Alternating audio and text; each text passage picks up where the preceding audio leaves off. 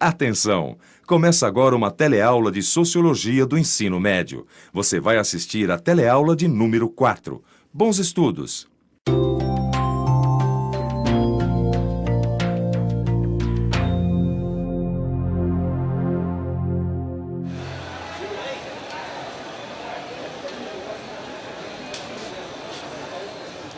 Tudo bem, pessoal?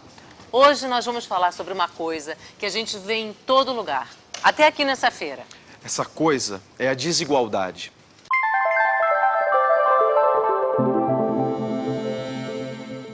Desigualdade.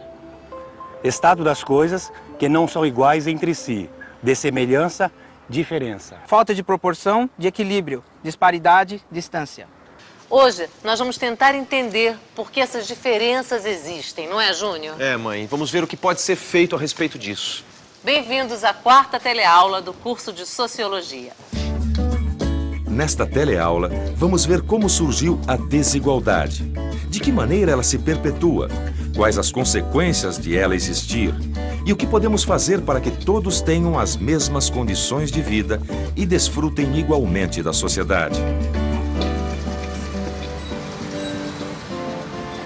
Desigualdades. Descobrindo e convivendo com elas.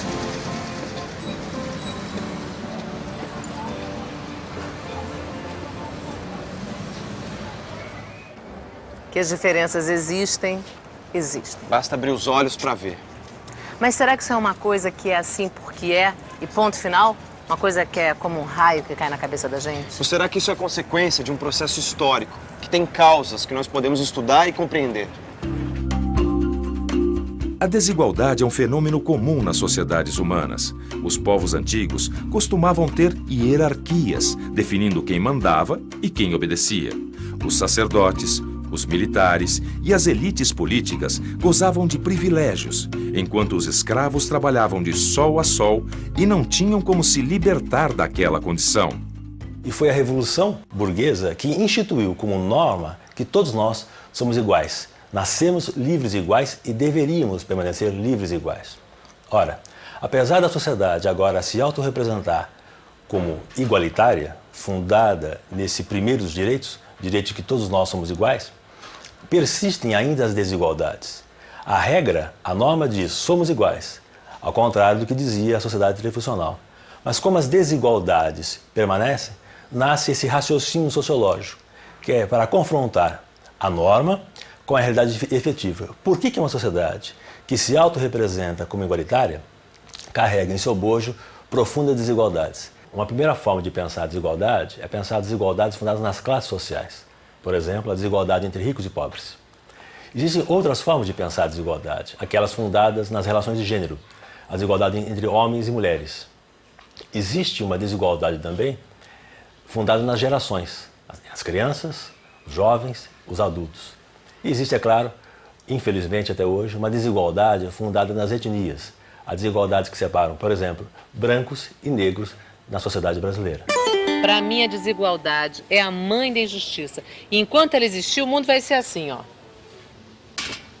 Uns poucos vão ter muito e muitos quase nada.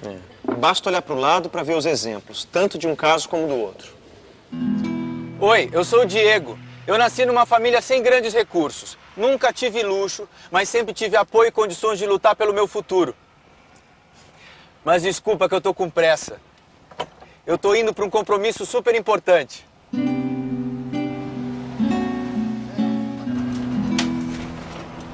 Tudo legal?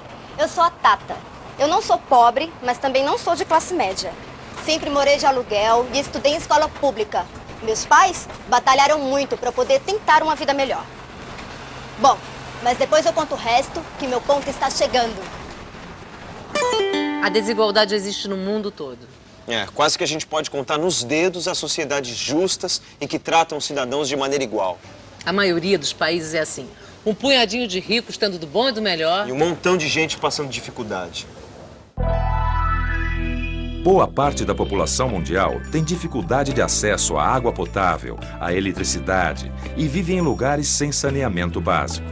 O acesso aos serviços de saúde e educação básica também lhes é negado.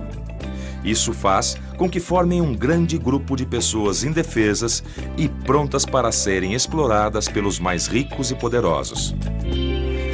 Marcos, parece que o pessoal da comunidade se empenhou para contribuir com o carnaval desse ano, né? É verdade, Emílio. Todo mundo colaborou com o que tinha. Quem tinha mais, contribuiu com mais. Quem tinha menos, contribuiu com menos. Mas no final das contas, quem saiu ganhando, ó, a comunidade. Olha, e com essa ideia de usarmos material reciclável para confeccionar todas as fantasias, seremos todos iguais. Bom, pelo menos no dia do carnaval. Mas não é sempre que isso ocorre no Brasil. Nosso país nasceu com os portugueses tomando as terras dos índios e explorando o seu trabalho. Já os africanos foram escravizados e submetidos a terríveis humilhações. Essas situações deram origem a desigualdades e preconceitos com base em classe e raça que duram até hoje. Quem é rico tem também prestígio, fala diretamente com os donos do poder e tem sempre as melhores oportunidades para se desenvolver. Tudo é mais fácil.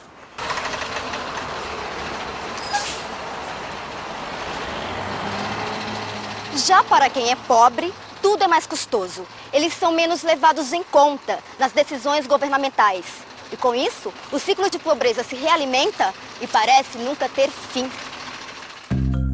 A maioria pode ser minoria? A maioria pode sim se sentir como minoria. Vejamos o caso das mulheres. Elas são em maior número na sociedade brasileira. Só que, de modo geral, se sentem e são tratadas como inferiores. São casos como esse que a sociologia tenta explicar. Por que um grupo de pessoas se vê de um modo e não de outro? E que consequências essa visão de si mesmo traz para a vida delas? Mas não é só com as mulheres. Com os negros também acontece isso, né, Emílio? Marcos, mas olha só que coisa interessante. Você sabia que não existe uma base científica para falar da diferença entre uma pessoa de cor negra e outra de cor branca?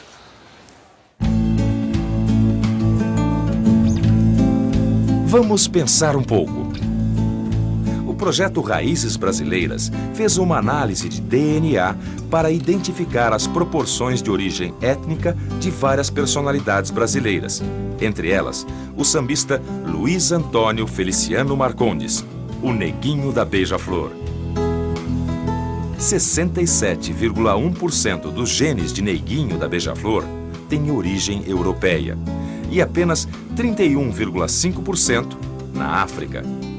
Isso mostra que raça é um conceito construído socialmente, mas que não reflete nada além de características puramente físicas e, no entanto, pode ter consequências profundas nas vidas das pessoas. Para os sociólogos, a importância do conceito de raça, assim como de gênero, é o significado social desses conceitos, ou seja, as crenças, valores e atitudes que as pessoas têm a partir deles.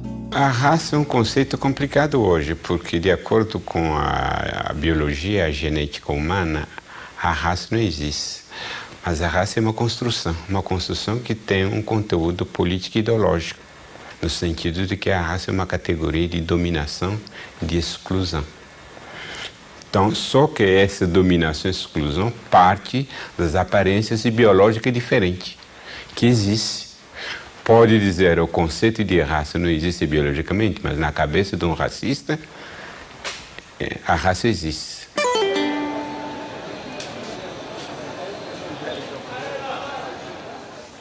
Se na aparência nós até podemos ser diferentes, biologicamente somos iguais. Mas mesmo assim, algumas pessoas usam esses preconceitos de raça e gênero para passar a ideia de que os outros são menos capazes. O pior é que as pessoas passam a acreditar nessas ideias e chegam a se depreciar. O papel inferior da mulher e o status inferior do negro são ideias preconceituosas, construídas socialmente. E esses preconceitos só servem para aumentar a desigualdade. Pagar salários menores para as mulheres é outro caso típico.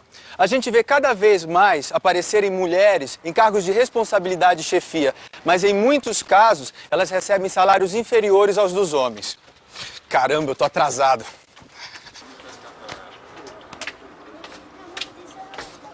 Bom dia. Bom dia. A ideia de que criar e educar os filhos é trabalho só da mulher é outro caso típico. Assumindo sozinhas esse encargo e não dividindo a tarefa com os companheiros, elas têm menos tempo para se desenvolver e perdem oportunidades no mercado de trabalho. Ufa, ainda bem que eu já estou chegando. Como reduzir as desigualdades?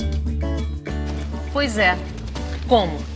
Nós já vimos que a nossa sociedade devia ser mais justa e discriminar menos as pessoas.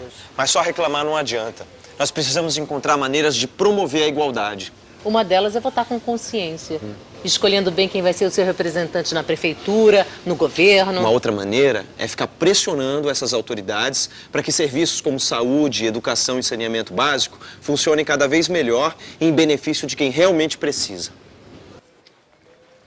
Oi, Tata. E aí, Diego? Eu e a Tata somos voluntários e damos aula numa escola pública aqui do bairro. É tipo um cursinho pré-vestibular. Eu mando bem em português, história e geografia. E eu sou fera na matemática. A gente já tem os nossos empregos e as nossas vidas estabelecidas. Mas mesmo assim, a gente achou que devia separar um tempinho para dar uma força para quem precisa. É o nosso jeito de ajudar o Brasil a ser uma sociedade mais justa e mais bacana de se viver. Vamos entrar, professora? Vamos, que já está na hora. Vamos lá. Então. É mesmo? E atenção, se liga aí que é a hora da revisão. Na teleaula de hoje, você aprendeu que diferenças sociais sempre existiram, mas isso não significa que elas sejam inevitáveis. Você viu que nossa sociedade nasceu marcada pela injustiça e ainda está muito longe de oferecer condições de vida dignas aos seus cidadãos. Aprendeu também que a desigualdade, às vezes, se apoia na ideia errônea de que uns são naturalmente melhores do que os outros. Isso não faz sentido, pois os papéis que as pessoas têm na sociedade são construídos socialmente. Todos devem ser tratados de forma igual e, ao mesmo tempo, devem ter suas diferenças respeitadas. E você viu também que há meios de promover a igualdade. Exigir políticas sociais de efeito duradouro é uma delas. E viu também que um simples exemplo pode fazer muito. É só não ficar de braços cruzados. Opa! É isso aí. Até a próxima teleaula.